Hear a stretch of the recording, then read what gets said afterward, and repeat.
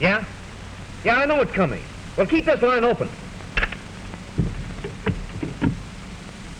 Hello? Get me to the hospital again. The hospital!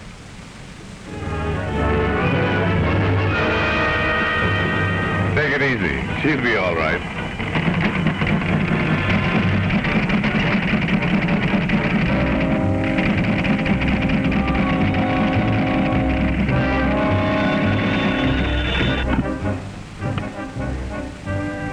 You see, it's a boy?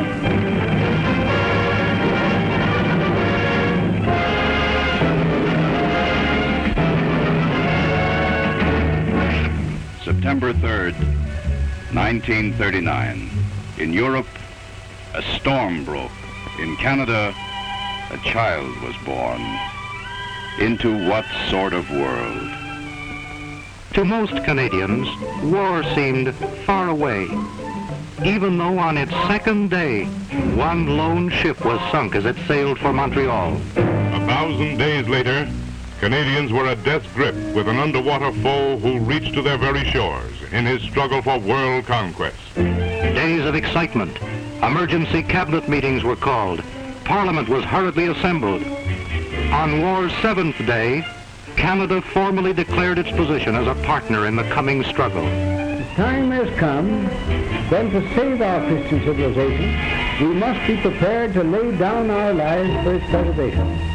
As Canada's small peacetime army was called out to guard canals and power plants and bridges, her young men were lining up at recruiting stations and training for the kind of war their fathers fought 25 years before. But the familiar uniform of those other days was replaced by the strange new battle dress. The days slipped by as Canada wrestled with its mighty new problems, overcoming obstacles, removing bottlenecks. This war will call for the use of machines on a tremendous scale.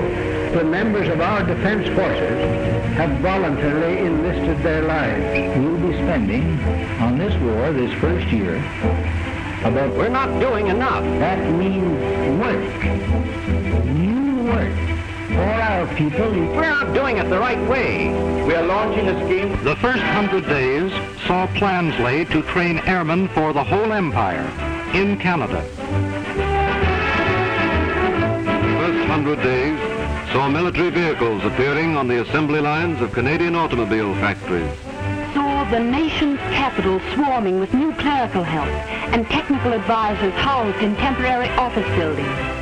Saw the first Bren guns made in a new Canadian plant. 1,000 days later, this had become the largest machine gun factory in the world. Saw, too, the first contingent of the Canadian Active Service Force cross the Atlantic without the loss of a single man. 1,000 days later, nearly 250,000 Canadians had crossed without the loss of a single man. A dagger pointed at the heart of Germany. Days of excitement gave way to days of skepticism. Funny kind of war this is. Funny war. It's a phony war, if you ask me. Here's a queer one. Owing to neutrality laws, planes bought from American factories cannot be flown across the border.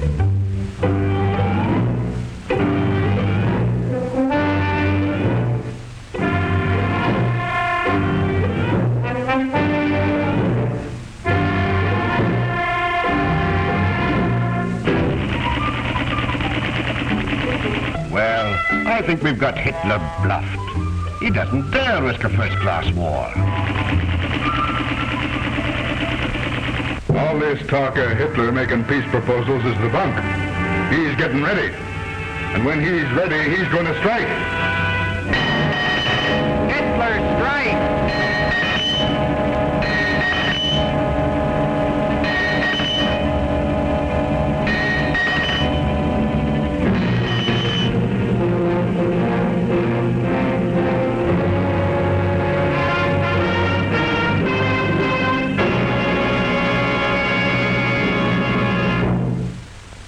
The black days of disillusion.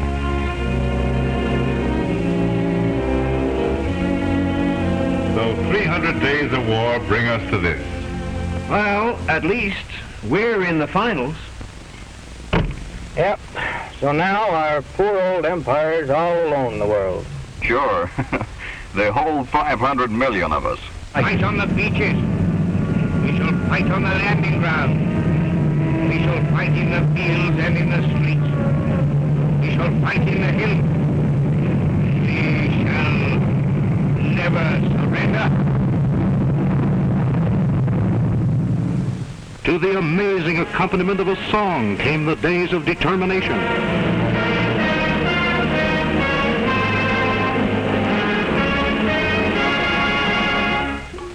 Great Britain looks to Canada for equipment.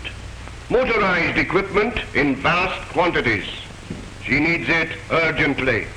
Canada must become the machine shop for the Empire. Hurry, hurry, hurry. To that end, on war's 351st day, every adult Canadian and his abilities were registered. Can you milk a cow? No. Can you drive a cow? Can you run a tractor? Can you milk a cow? Can you drive a cow? There are things a man has to do if he wants to live with himself. There are things he must do. Canada began to beat out the tempo of must. I must work. More shells, more planes, more ships. I must buy war bonds. More money for more equipment, more supply. I must go. More sailors, more soldiers, more airmen. I must carry on. Must, must, must. Canada beats out the tempo of must.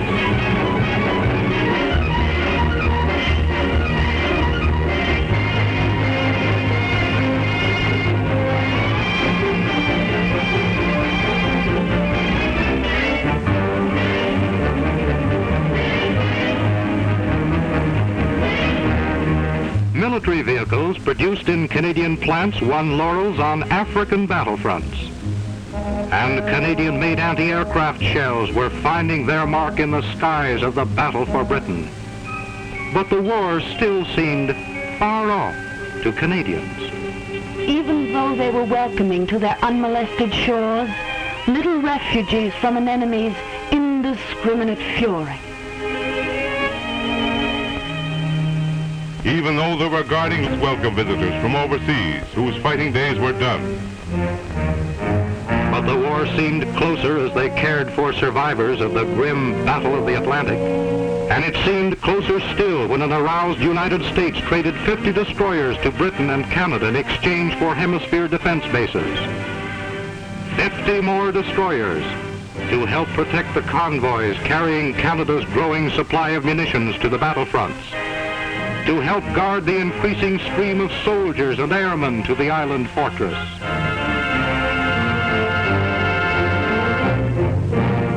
In Canada, a child was 1 year old.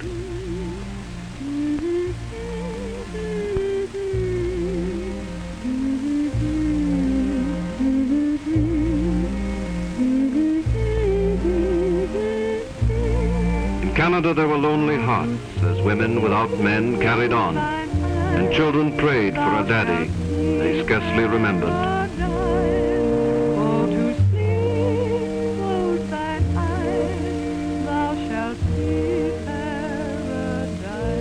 But smiles masked their loneliness as the women of Canada did their bit in 1,000 ways for their men on the ramparts of freedom.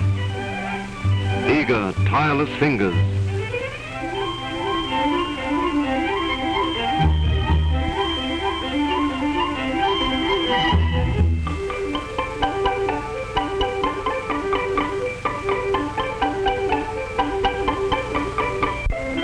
So the days of winter marched by. 1940 became 1941.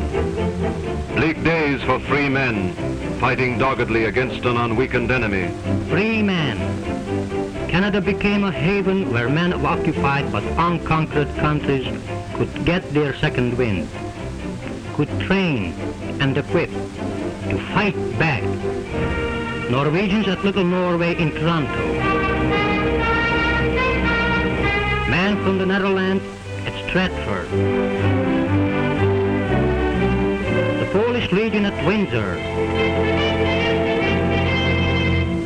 free Belgians at Joliet, free men all, grateful for Canada's hospitality, sharing Canada's grim confidence that their day would come. In the churches across the Dominion, humble prayers were being offered up for strength and victory. The unchained powers of darkness are waging a ruthless and relentless war against Christianity and God himself. We therefore humbly and with contrite heart and in a penitential spirit beseech the Lord God of hosts to assist us to overcome the forces of evil and make our way to justice and to peace.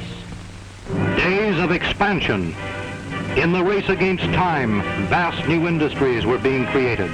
Acres of new factory space were being constructed. For the first time, optical glass was produced in Canada. The first tanks rumbled off the assembly line. Canadian 25-pounder field guns made their appearance. Universal carriers were in production in a plant built and equipped since war began.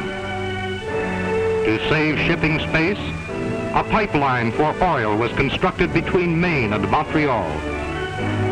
Even the northern wilderness felt war's impact as airfields were carved from the forests of northern British Columbia and the Yukon.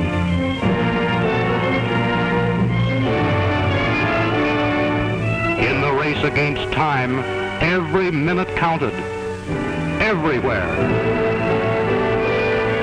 Then, on the 657th day, the enemy struck again.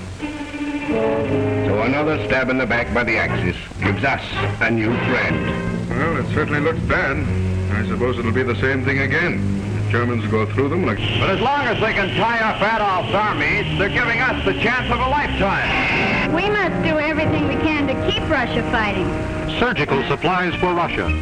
1,000 cases shipped on 56 hours' notice by the Canadian Red Cross.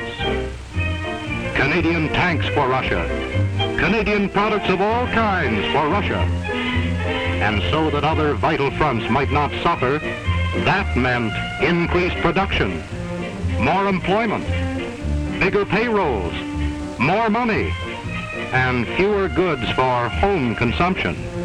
And that meant greater risk of dreaded inflation. So Canada pioneered in price ceilings and frozen wage rates. Tonight I am asking the women of Canada, who do 4 times as much buying as the men, to assist in the important war job of keeping prices under control. With the help of the thousands of honest and patriotic merchants, prices can be held and the ruin of a runaway inflation of prices avoided. On war's 825th day,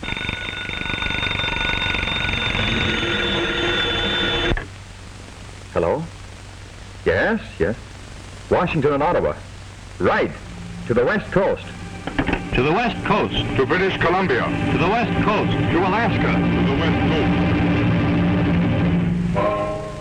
now the democracies knew. At last the masks were off, and friend and foe stood clear.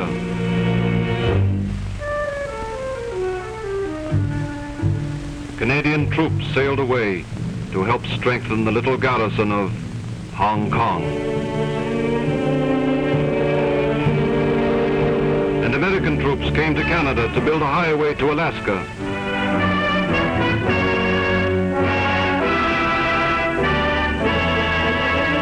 And from the old world to the new, flew Britain's gallant premier for momentous conferences.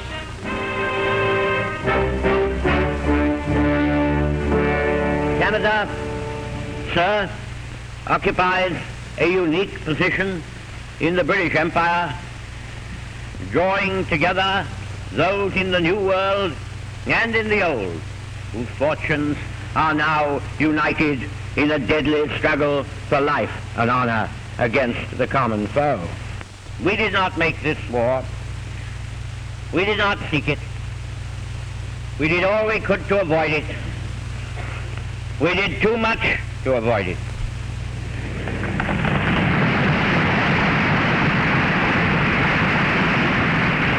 We went so far in trying to avoid it as to be almost destroyed by it when it broke upon us.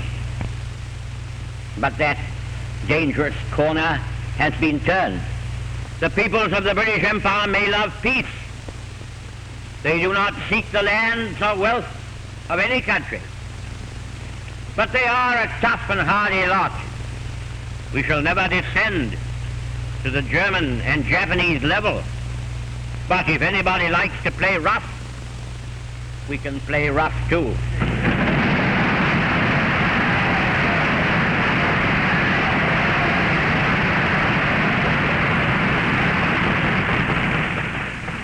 Hitler had his Nazi gang of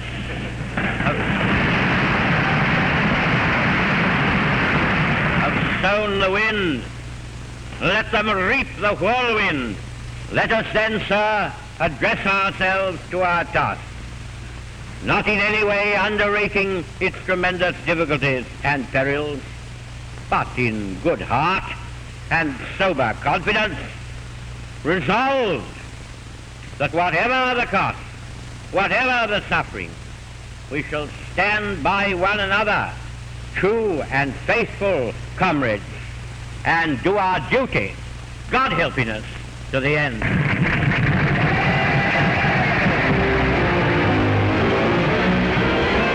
850 days of war. The Allies became the United Nations.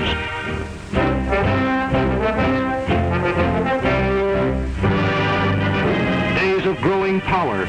Free men banded together, pooling and regulating their resources. As with nations, so with individuals. Sugar. Silk. Gasoline. Rubber. Everything non-essential. Everything useful. Money. Manpower. Manpower. Manpower to keep the wheels of war turning at full speed in Canada's days of high gear.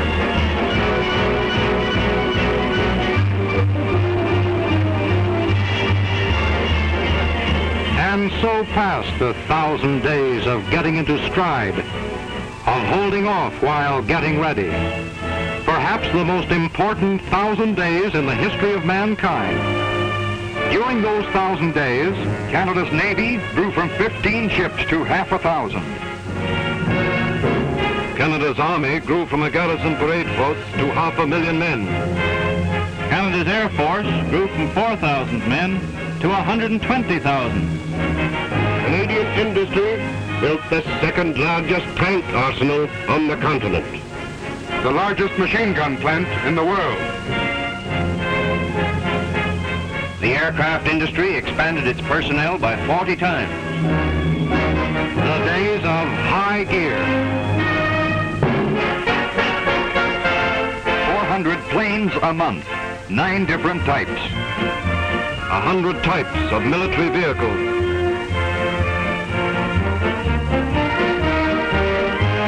11 kinds of guns.